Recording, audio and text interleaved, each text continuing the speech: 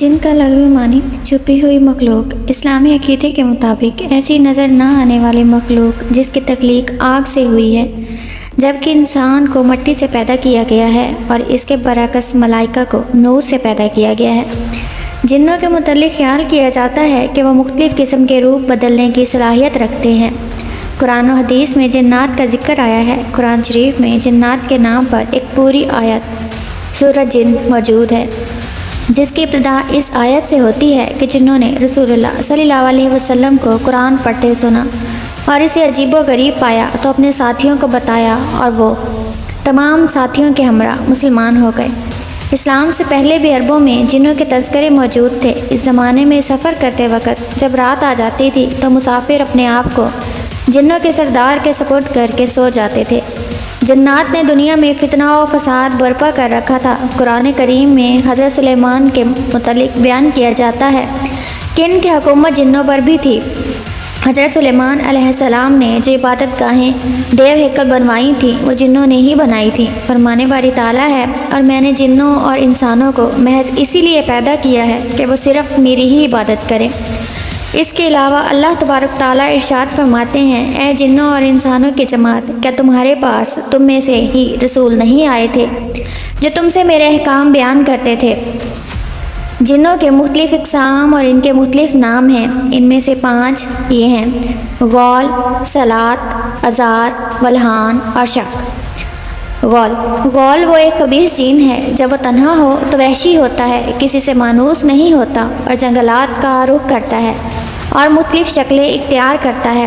عموماً رات کو دیکھا جاتا ہے اور مسافروں کو ایسے اوقات میں دکھائی دیتا ہے جبکہ وہ اور ان کے علاوہ کوئی بھی وہاں پر موجود نہ ہو۔ ایسا معلوم ہوتا ہے کہ کوئی انسان مسافر کو راہ سے بھٹکاتا ہے۔ صلات یہ غول سے متعلق اور اس سے مختلف عموماً جنگلات میں پایا جاتا ہے۔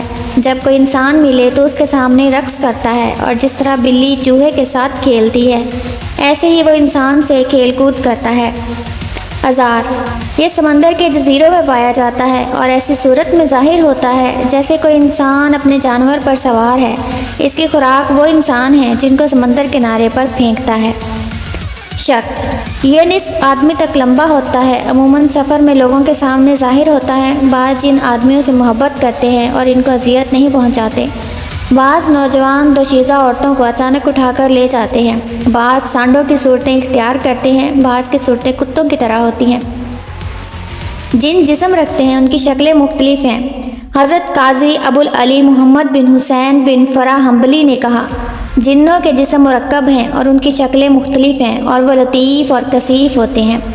اللہ تبارک تعالیٰ نے جنوں کی مختلف اقسام پیدا فرمائی ہیں جو اپنی شکلیں بدل سکتے ہیں، مثلاً کتے اور سانپ کے جیسے، اور کچھ وہ ہیں جو پروں والے ہیں اور ہواؤں میں اڑتے ہیں، اور کچھ وہ ہیں جو آباد ہونے والے ہیں اور کوچ کرنے والے ہیں۔ ابو سلبہ خشنی بیان کرتے ہیں کہ نبی کریم صلی اللہ علیہ وسلم نے فرمایا کہ جنوں کی 3 قسمیں ہیں۔ ایک قسم جن کے پر ہوتے ہیں اور ہواؤں میں اڑتے پھرتے ہیں، اور ایک وہ قسم ہے جو کتے اور سانپ جیسے ہیں، اور ایک قسم وہ ہے جو آباد ہونے والے اور کوچ کرنے والے ہیں۔ عبداللہ بن مسعود بیان فرماتے ہیں کہ نبی کریم صلی اللہ علیہ وسلم نے فرمایا، میرے پاس جنوں کا داعی آیا تو میں اس کے ساتھ چلا گیا اور ان پر قرآن پڑھا۔ فرمایا کہ وہ ہمیں لے کر گیا اور اپنے آثار اور اپنی آنکھ کے آثار دکھائے، اور نبی صلی اللہ علیہ وسلم سے ذات راہ کے متعلق پوچھا تو انہوں نے کہا کہ ہر وہ ہڈی جس پر اللہ تبارک تعالیٰ کا نام لیا گیا ہو وہ تمہارے ہاتھ آئے گی تو وہ گوشت ہوگی، اور ہر مینگنی تمہارے جانوروں کا چارہ ہے۔ تو نبی صلی اللہ علیہ وسلم نے فرمایا، ان دونوں سے استنجا نہ کرو کیونکہ یہ تمہارے بھائیوں کا کھانا ہے۔